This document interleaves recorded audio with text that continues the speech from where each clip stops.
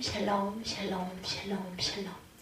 하나님 사랑합니다. 여러분 주 안에서 사랑합니다. 사무엘상 25장 말씀이죠. 1절에서 25절까지의 말씀입니다.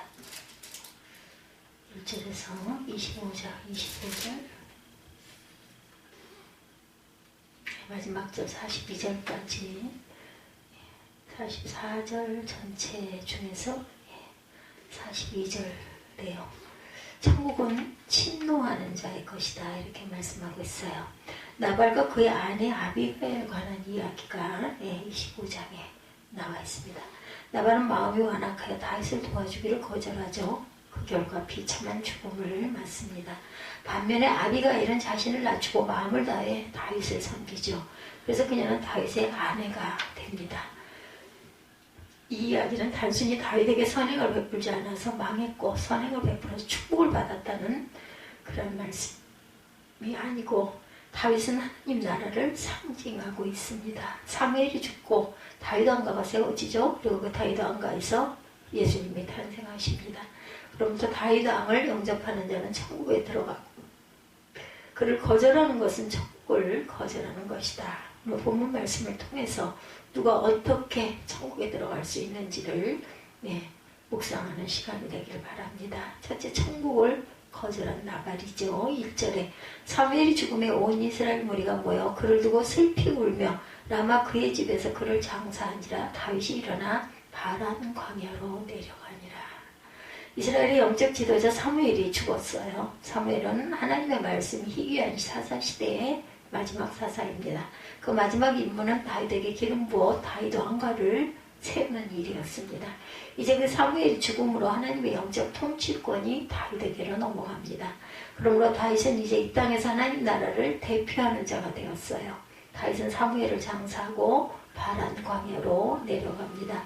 2절과 3절을 보면 마온에 한 사람이 있는데 그의 생업이 갈멜에 있고 심히 부하여 양이 3,000마리에 염소가 1,000마리이므로 그가 갈멜에서 그의 양털을 깎고 있었으니 그 사람의 이름은 나발이요 그의 아내 이름은 아비가일이라. 그 여자는 총명하고 용모가 아름다우나 남자는 완고하고 행실이 악하며 갈렙 족속이었더라 이렇게 증거하죠. 바람광야에 마온이라는 지역이 있어요. 그것이 나발이라는 큰 부자가 살고 있었다라는 거죠. 그는 완고하고 행실이 악한 자였다. 반면 그의 아내는 총명하고 용모가 아름다웠다. 다윗이 광야를 헤매다가 마온에 도착을 하죠. 600명을 거느리고 도망다니던 다윗은 물과 음식이 필요해서 나발에게 양식을 공급해 줄 것을 요청합니다. 이런 다윗의 요청에 나발의 반응이 어땠어요? 10절과 11절에 보면 나발이 다윗 사원들에게 대답하여 이르되 다윗은 누구며 이새의 아들은 누구냐? 요즘에 각기 주인에게 억지로 떠나는 종이 많도다. 내가 어찌 내 떡과 물과 내 양을 양털 깎는 자를 위하여 작은 고기를 가져다 어디서 왔는지도 알지 못하는 자들에게 주겠느냐. 단번에 다윗의 요청을 거절합니다. 다윗이 누구냐 하며 그를 무시하죠. 당시 이스라엘 모든 사람들 뿐만 아니라 이방 나라 사람들도 다윗을 알고 있었어요. 사울이 죽인 자는 천천히요 다윗은 만만이로다 라는 노래가 유행했기 때문입니다. 그러나 나발은 다윗이 누구냐고 무시할 뿐만 아니라 다윗의 아버지 이새를 들먹이면서 다윗을 멸시하죠. 나발은 매우 부자였지만 완악하고 인색한 자였습니다. 그는 오직 자신의 유익을 위해 사는 탐심이 많은 자여서 나그네를 영접하라는 하나님의 계명에는 관심이 없었어요.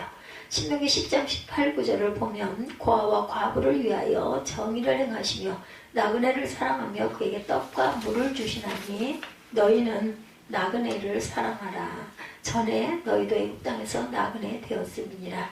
하나님께서는 고아와 과부와 나그네를 영접하라고 명령하셨지만 나발은 이 명령을 완전히 무시하죠. 그런 영적인 것에 관심이 없이 오직 자신의 유익만을 위해서 삽니다. 그래서 하나님 나라로 임한 다윗을 거절합니다. 천국은 침노하는 자일 거예요. 마태복음 11장 12절이죠. 세례 요한의 때부터 지금까지 천국은 침노를 당하니 침노하는 자는 빼앗느니라. 천국은 이미 다윗을 통해 나발에게 임했어요. 그러므로 나발은 적극적으로 천국을 침노하듯 주어진 기회를 잡아야 했습니다. 그는 완악한 마음과 탐심에 어두워진 눈으로 천국을 보고도 놓지를 놓치고 맙니다. 여기서 나바는 오늘날 하나님 말씀, 하나님 나라에 관심이 없는 현대의 불신자들과 비슷하죠. 그들은 영적인 무지와 무관심으로 인해 하나님 나라에 대해서 전혀 무관심합니다. 주의 종들이 하나님 나라를 전파하고 이들에게 다가가지만 아예 무시하죠. 이런 자들의 결국은 사망이고 심판입니다. 38절에 보면 한 열흘 후에 야훼께서 나발을 치심해 그가 죽으니라. 하나님께서 나발을 치심해 죽었어요. 나발은 부자였습니다. 그러나 부도 그를 죽음에서 구하지 못하죠. 결국 그는 하나님 나라를 목전에 두고 탐심과 완악함으로 인해 천국에 들어가지 못하는 불행한 자가 됩니다. 둘째, 천국에 침노한 아비가일이죠. 나발과는 반대로 그의 아내 아비가일은 하나님 나라에 대해서 임할 때 적극적으로 반응하죠. 아비가일을 통해 천국에 들어가는 방법을 5가지로 나눠서 살펴봅니다. 첫째, 다윗의 소식을 들어요. 14절에 하인들 가운데 하나가 나발의 아내 아비가일에게 말하이르되 다윗이 우리 주인에게 문하나로 광야에서 전령들을 보냈거늘 주인이 그들을 모욕하였나이다. 정확하게 얘기하죠. 아비가일은 하인들을 통해 다윗의 도움을 청한 것과 주인이 이를 거절하고 모욕했던 것을 듣죠. 이처럼 천국 소식은 다른 사람들의 전파를 통해 전해집니다. 둘째, 다윗을 만나러 가죠. 하인들을 통해 다윗의 얘기를 듣자마자 즉시 아비가일은 다윗을 찾아 나섭니다. 아비가일은 겸손한 마음으로 자신이 가진 모든 풍성한 양식을 준비해서 다윗을 만나러 갑니다. 그 적극적으로 다윗을 찾아 나서는 모습은 우리에게 삭개오를 생각하게 하죠. 키가 작은 삭개오는 예수님을 보기 위해 뽕랑 위에 올라갔어요. 그때 예수께서 삭개오야 속히 내려와 내가 오늘 내 집에 유하여야겠다 하시면서 삭개오를 영접하죠. 그리고 그와 그의 집을 구원해 주십니다. 이처럼 천국은 적극적으로 찾아 나서는 사람이 소유할 수 있다. 셋째, 다윗을 경배하죠. 그녀는 다윗을 만나자마자 다윗 앞에 엎드려 그를 경배합니다. 23절에 아비가일이 다윗을 보고 급히 나귀에서 내려 다윗 앞에 엎드려 그의 얼굴을 땅에 대니라. 그녀는 다윗을 왕으로 존경하고 그에게 경배를 드려요. 그녀의 겸손한 행동은 마치 동방박사들이 황금과 유황과 모략을 아기 예수께 드리며 예수님을 경배한 것과 유사합니다. 이처럼 아비가일은 몸소 예물을 준비해서 다윗을 찾아와서 다윗에게 경배를 드렸어요. 넷째, 다윗에 대한 신앙 고백입니다. 그녀는 다윗을 경배하며 신앙 고백을 하죠. 28절에 주의 여종의 허물을 용서하여 주옵소서. 야훼께서 반드시 내 주를 위하여 든든한 집을 세우시리니 이는 내 주께서 야훼의 싸움을 싸우시며 내 주의 일생에 내 주에게서 악한 일을 찾을 수 없음이니이다. 아비가일은 야훼께서 다윗의 왕위를 든든히 해주실 것을 알았어요. 그래서 그녀는 하나님께서 세우신 다윗왕을 인정하고 경배를 드립니다. 이 고백을 통해 아비가일은 다윗을 자신의 왕으로 영접하죠. 다섯째, 다윗의 아내가 되자 39절에 보면 나발이 죽었다 함을 듣고 다윗이 이르되 나발에게 당한 나의 모욕을 갚아주사 종으로 악한 일을 하지 않게 하신 야훼를 찬송할지어로다. 야훼께서 나발의 악행을 그의 머리에 돌리셨도다 아니라 다윗이 아비가일을 자기 아내로 삼으려고 사람을 보내어 그에게 말하게 하매 다윗은 자신이 나발에게 복수를 하지 않았지만 야훼께서 나발을 징벌하셔서 나발이 죽었어요. 이것이 바로 아비가일의 지혜로운 권면 때문임을 압니다. 그래서 그녀를 아내로 삼고자 전령을 보내죠. 이 소식을 듣은 아비가일은 어떻게 반응해요? 42절에 아비가일이 급히 일어나서 나귀를 타고 그를 뒤따르는 처녀 5과 함께 다윗의 전령들을 따라가서 다윗의 아내가 되니라. 아비가일은 다윗의 아내가 되는 부르심을 받았을 때 머뭇거리지 않고 즉시 응합니다. 그래서 마치 제자들이 예수님의 부르심을 받았을 때 즉시 배와 부모들을 뒤로 하고 예수를 따른 것과 유사하죠. 이처럼 아비가일은 천국이 도래했을 때 적극적으로 천국을 소유한 지혜로운 여인입니다. 이처럼 천국은 침노하는 자의 것이에요. 이미 이 땅에 천국이 임했어요. 예수님의 첫 메시지입니다. 회개하라, 천국이 가까웠느니라. 오늘도 이 천국을 가지고 오신 예수님의 소식을 들을 때 모든 것을 내려놓고 우리는 적극적으로 주님을 만나야 합니다.